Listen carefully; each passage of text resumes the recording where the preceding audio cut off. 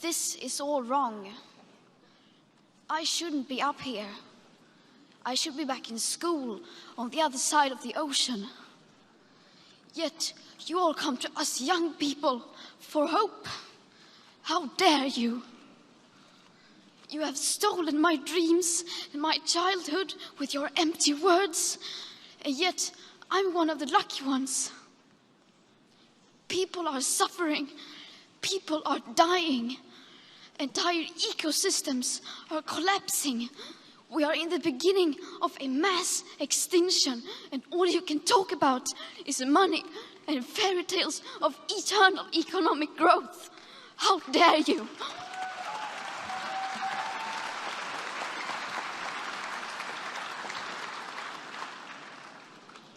For more than 30 years, the science has been crystal clear. How dare you continue to look away and come here saying that you're doing enough when the politics and solutions needed are still nowhere in sight? You say you hear us and that you understand the urgency. But no matter how sad and angry I am, I do not want to believe that. Because if you really understood the situation and still kept on failing to act, then you would be evil, and that I refuse to believe.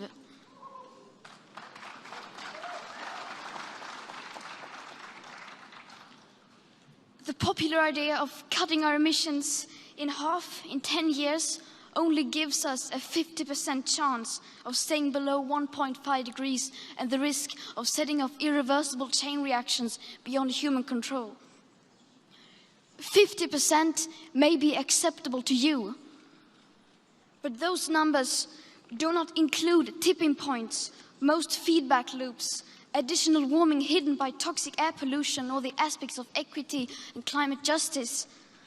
They also rely on my generation sucking hundreds of billions of tons of your CO2 out of the air with technologies that barely exist.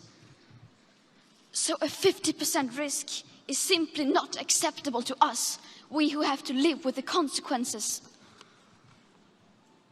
To have a 67% chance of staying below a 1.5 degrees of global temperature rise, the best odds given by the IPCC, the world had 420 gigatons of CO2 left to emit back on January 1st, 2018. Today, that figure is already down to less than 350 gigatons. How dare you pretend that this can be solved with just business as usual and some technical solutions? With today's emissions levels, that remaining CO2 budget will be entirely gone within less than 8.5 years. There will not be any solutions or plans presented in line with these figures here today, because these numbers are too uncomfortable and you are still not mature enough to tell it like it is.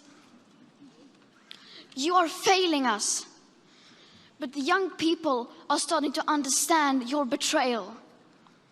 The eyes of all future generations are upon you.